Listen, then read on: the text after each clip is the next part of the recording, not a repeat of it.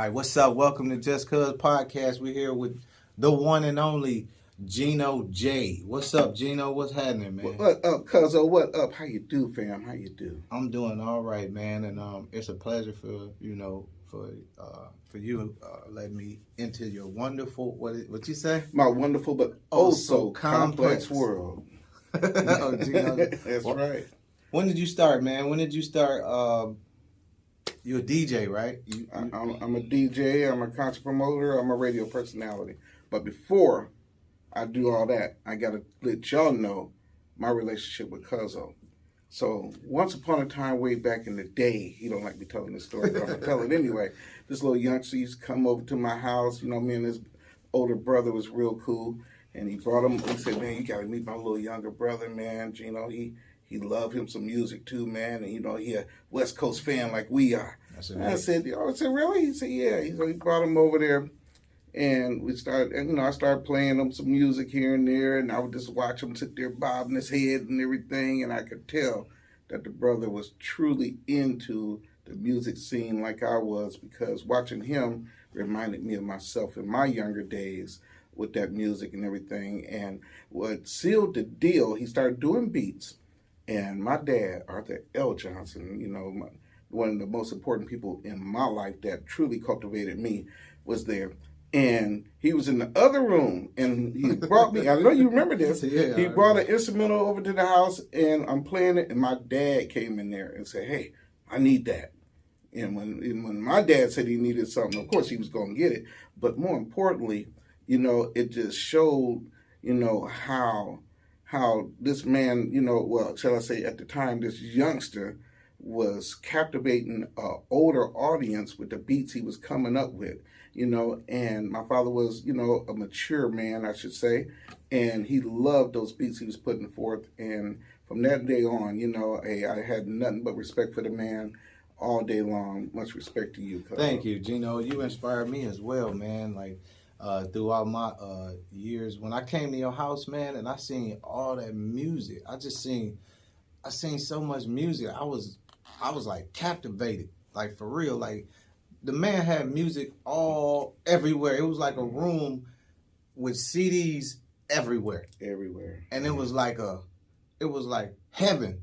Yeah. Because I could find something that I liked from way back when I was a shorty, man, and I used to go over there and pull out CDs, and I can go on and on and on. I can go on and on, man. Yeah. And I remember you used to love that No Limit stand I had. The posters of everything, No Limit, back in those days before P was just really, really kicking it. Me and him was really good friends. And he had me set up to get all they new music before it even came out and stuff, and the posters and all that and everything else. And I had a stand with all the No Limit CDs on it. He used to come over there and just look at all that all day long. So yeah, that was dope, man. And from there we just took off. Oh yeah. How you get the name Godfather? Okay, so Godfather Gino J came up. That's when I was doing bench warmers. So I had an MC that worked with me, DJ Q. Shout out to DJ Q. Yeah, big shout out to DJ Q. What's happening, fam? So Q would, be grabbing the mic. I'll be playing the music and stuff. And if anybody know Q, when he talk on the microphone, he always be trying to rhyme a little bit. This DJ Q, and and then he somehow, some way, he said, and this is the G-O-D, like that and everything. And then when he first said it the first time, I said, Q, don't call me G-O-D, you know what I'm saying? We don't play with God like that. Right. You know what I'm saying? I said, I don't like being even put in that category like that. He said, no, you the Godfather of music. Godfather of music, that's what I mean when I say G-O-D. And then it just spun off from there. Then after that, that's what he called me all the time, Godfather, on and on and on. And it just caught on. And at first, I didn't like it so much, because if anybody really knows me, I'm a humble guy. Right. So I never tried to, accelerate, I guess, my gift further than my own mind. I guess that's the best way of putting it. And, other people always did, which I am gracious for.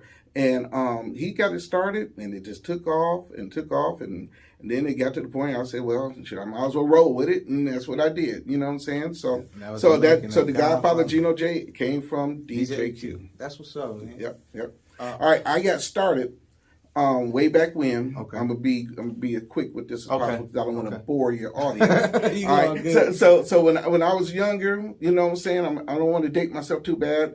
Younger, I had my closer play record player. Back in those days, the records we had then was like little children nursery rhyme records. Mm-hmm. All right, I'm sitting on the back porch, I'm playing that and stuff. I got bored with that, so I'm walking in the alley throwing rocks at trash cans like little bad boys do. I'm like 5, 6 years old and stuff. People moved out across the alley from us, so they cleaned out their house, and they had a bunch of records that didn't hit the trash can, so someone was in the alley on the side of it. Mm-hmm. And I picked up a couple of them that didn't have too much stuff on it, but the one that I just saw that just blew my, I just had to keep looking at it. It had a crown on the top of it, and it had King written on there. Mm-hmm. So I took that in the house, cleaned it up with dishwashing liquid, and, you know, washed it and everything, put it on the thing on my record player, and that was the first time I heard James Brown say it loud, "I'm black and I'm proud," and it blew my mind. From that day on, I was cultivated with music.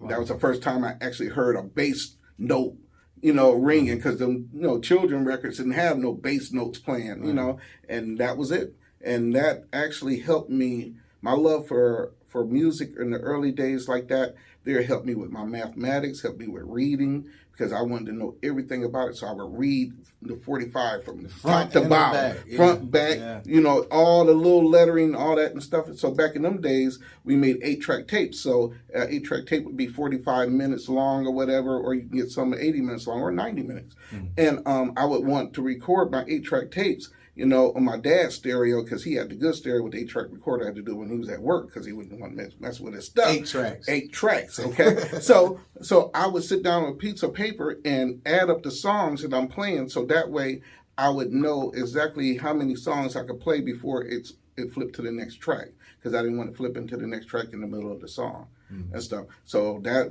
actually made me pretty good in math and stuff, and reading and English and all that other stuff like that at a young age. What's some of your highlights of your career in music? Some of the highlights. Highlights. I know that I did Snoop Dogg with you. And yeah. Shout out to Kenneth Brandy. Oh yeah, KB. Yeah. KB. My Snoop little Dogg brother was here. He was in concert in Indiana, and they gave me the privilege of, you know, DJing on stage and opening up for him or whatever. But that was my highlight of my DJ career. What was the highlight of your DJ career? I would say that the highlight of my DJ career was, well, okay, I'm going to say the highlight of me as far as anything concerning music was meeting Prince.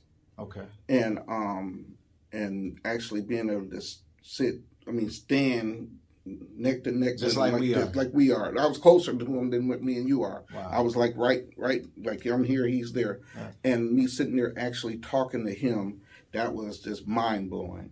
You know, when I first met, you know, and we're not going to get deep into R. Kelly and his mayhem of the future, right. But let's go back. The first time I met R. Kelly was him with Aaliyah and stuff, and that was mind blowing and everything. Just like this too, and me and him was talking also. Mm-hmm. I think my DJ career, far as DJing, you know, I mean, I DJed a lot of things. You know, I did a lot of concerts my own self. Mm-hmm. But I think what comes to mind, the first one that I really did, that I was with Stars, is when I was on tour with Kirk Franklin and Yolanda Adams. Wow. When Kirk Franklin first came out.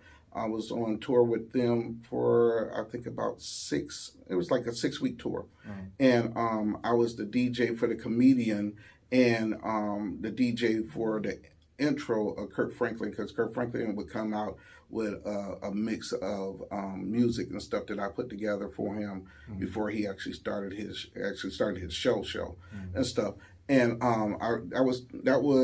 think that was the highlight that got me really started and really made me want to be more on the concert promotion end and everything, because I got a chance to see how it worked and everything else, and that really was a big thing with me. But I really have a whole lot of highlights. I mean, thank you, Lord. I mean, I've really been really blessed on doing what I do. I've met a lot of artists. I mean, 2 Chainz. Did stuff with him. Jeezy, Anthony Hamilton, Keith Sweat numerous times. Keith Sweat is like your good friend. Oh yeah. Keith Sweat that's my guy. Right. That's my guy. And Big Bub as well. Big Bub is my homie. I can call Bub right now. You know what I'm saying? Bub, Full Force, Bow-Legged Lou, all them, Michelle Lay, me and Glenn Jones is real tight. Right. Uncle Lenny Williams, we're real good. Me and Snoop is cool. Right. Working on DJ Quick. Ooh, actually spoke to DJ Quick yesterday. I'm gonna show you that when we get done and everything, because I'm working on trying to get him here. And I've been blessed to be able to meet a lot of good people, and then some people that you think is real cool, and then after you meet them, you realize they kind of ain't. Right. You know what I'm saying? I'm gonna mention one name, and I don't even supposed to, but I do it anyway because that's just how I do. Morris Day. Really? It's not cool. Right. You know what I'm saying? Yeah, he kind of threw you off. Yeah, he threw me off. T.I. It's not cool. He threw you off. Yeah. Not cool. You know what I'm saying? I'm just keeping it real. And I did not. I mean, myself personally, I feel as though once you get to a certain plateau, you really got to always pay homage to the people to get you where you are. Where you are. So you kind of like the mecca of music around here. You know what I mean? I want to say that. Like, when it comes to music, you like who everybody got to come see. You know what I mean? Like, the boss of the city as far as, like, artists and stuff. Like, different cities have different people. They say Trick is in Detroit. That's who you got to see. Well, when you come to South Bend, when you come to Indiana, you got to fool with Gino J. You know what I mean? Yeah. So, what you got going on now, Gino? Well, right now, got Calvin Richardson tomorrow. Okay. Let's see, on the 15th, got Southern Soul Blues show. Tucker, Nelly Tiger Travis, comedian Michael Bonner from BET, he's coming. The 30th, Vito. Oh, yeah. Vito be here. Yeah, I got him coming. And you got your hands in the pot. I mean, you got your hands. These are all my shows. Okay. These are all my shows. To be honest with you, the way I do it is, especially the ones that I do here, I do a lot of shows beyond South Bend, but this is where I live. So when I do shows here in South Bend, I have no problem doing them with local people that going to do what they're supposed to do and everything like that. Right. But I mean, I'm going to keep it real. 85 to 90% of the shows that happen here are me. Okay. You know what I'm saying? Now, there are a few of them that's not me. Like Benzo does his thing, and he's doing a great job, too, by the way. You know what I'm saying? And a big shout out to Benzo. You know what I'm saying? I told him my own person, I said, man, I'm so proud of you, man. You know? And as I tell people all the time, it's enough for everybody. It's enough for everybody. And what, to me, it's beneficial when somebody comes here and do a good quality show. It helps everyone. Because when somebody comes here and do a whack show, and we won't mention that name, and I want to, okay, I want to, but I'm not going to, you know what I'm saying? Right. When they come here and they do a whack show and then take the money and run because they don't live here, you know what I'm saying? Not in South Bend, here, you know what I'm saying? It looks bad for everybody, you know what I'm saying? And now, see, that's where the negative part of me being involved in everything, even when it's something I'm not involved in, they automatically think I do have some involvement in it. Yeah. So I got to make it clarified that I didn't have nothing to do with that. Exactly, because, I worked hard to be where I'm at, and I don't need somebody else who's coming in here that just want to do it for the dollar signs and would do something that's not even pliable for our people and just get the money and then make us all look bad. Okay. I'm not about that. I'm not about that at all. And one thing about me is, I still love it. You know what I'm saying? Like, I just did the Barcades on that Funk Fest show. That was a great show with Melissa Morgan. I'm a fan. Right. So I'm sitting there, enjoying I'm sitting there. My head is bobbing, and I'm throwing my extra keyboard playing in the air, trying to hit a high note right with everybody else, because I'm there because I'm loving it too. So the whole inspiration for me doing the shows that I do here because I got tired of getting on 94 to go to a show. I got tired of heading to Indy all the time to see a show. So I said, you know what? I can only do so much here, because of, our ratio of people here versus Indy and Chicago. But yeah, exactly. But I do what I do. One more thing real fast. Another highlight of my career, I spent 3 days with Charlie Wilson and his wife on his first album that he came out with My Name is Charlie. Back in the day. But he was here for a play. A lot of people may not remember that. He was here for a play. And his management at the time was the same management of Confunction. I believe it was Confunction. And I just did Confunction, so we hit it off pretty good. So they got a hold of me and telling me that Charlie was coming to town for that. So I picked him up from the airport and everything. And picked him up from the airport. Oh yeah, picked Charlie up from the airport and his wife. Okay. And I was in a red Dodge Magnum. Back then, that's when the Magnum was hot. What I'm saying? Wasn't renting one of them and stuff. And was with him for 3 days. 3 days. It was a 2-day thing. Took him to Walmart. Took him to Jonathan's. We got him a coat at Jonathan's. We ate at Bonefish. Stayed at. So you just hung out with him. Hung out with him. We went to we used to call it Bittler's, but it's a pancake house right down the street from Nick's Patio. Went there. He put me on a diet. Told me, he said, "Gino, man, you're fat. You got to stop eating this. You got to stop eating that," because he had just overcame that colon cancer thing, so he was on a strict diet. And he's the one that made me actually eat egg whites. I never thought about eating egg whites. He said, "Man, you got to eat egg whites. Leave that yellow alone. Get plain dry toast, and this and that. You can put a little jelly on it, but the whole nine." And man, that was one of the best times, man. 3 full days of me, Charlie Wilson, and his wife every day. And, I learned so much from that man. We talked about everything underneath the sun. I took him all around the city. I took him, up to the station, radio station and everything. And that was just, man, cool. We stayed in contact too after that. I'm going to say easy, about 5 years. He would just call me out the blue and we would just talk back and forth. And, and then he got that mega status, and that number just didn't work no more. You know what I'm saying? Yesterday's prices ain't today's prices. Exactly. And I know whenever I get a chance to catch him, I mean, there's no way he can't remember me, because that's how how we bonded like that. And we talked so much after that I haven't had a chance to do it as of yet. But speaking of food, me and Gino J got some food in common. Ooh, don't we, boy? If you want to make Gino smile, what you get Gino, man? You got to give us some crabby legs, and not that imitation stuff. Right. You got to give us some crab legs. Now, don't get me wrong. See, now, cousin don't care for the Alaskan King, but I will take the Alaskan King. But he's right. If you get the good snow, them good snow ones when they dice an orange and thick, and you crack them, and Lord. So how you doing over at 106, man? How you? Let me tell you, 106 is Mix 106. Shout out to Mix 106. Yes, shout out to Mix 106 DC, Sunita Cherise, John Zimney, and Miss Stephanie Michael. Shout out to all y'all. I'm telling you, Mix 106 has been nothing but great. They have extenuated my platform so much. I'm more than grateful to them, for believing in me, because Mix 106, really, they had an option not to, and they just basically gave me a chance and took a risk on me, and it's nothing but worked out for them, So, big shout out to them, and Smoking 991. I gotta keep it 100. You over there too, right? I'm actually been at 991 longer than 106. Okay. And a lot of people don't know that. And big shout out to Miss Marcy Taylor, my home skillet,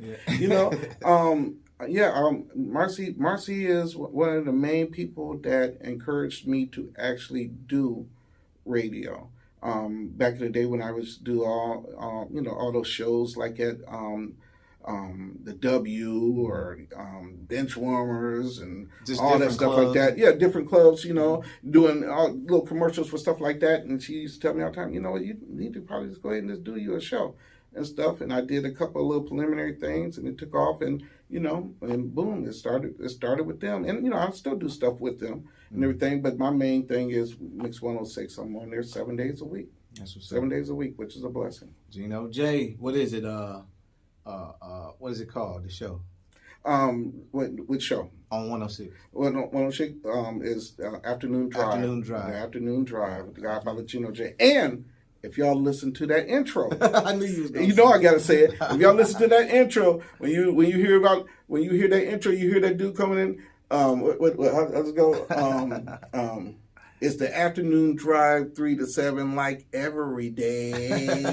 That's Cuzzo. Yeah, That's Cuzzo, written and produced by Cuzzo, and big shout out to Brandy Franklin. Brandy Franklin, yeah, we did a commercial, their commercial years ago for Gino, and he still play it, man. Yeah, and that's love. Let me tell you, brother, this is the truth, and you know some of the people that are local that is watching this, they got to contest to it. Even the ones that don't care for my show, their kids have sung that theme song. Wow. I go different places and little kids will come up to me and they will sing that theme song to me. They love that theme song. I need to start making some jingles or something. You really should. You really should. You're a talented brother. I've been trying to tell you. I'm not gonna hold you too long, G. I'm gonna make it short and sweet. I know you got things. Brother, to do. let me tell you, I appreciate it. I'm a busy man, yeah.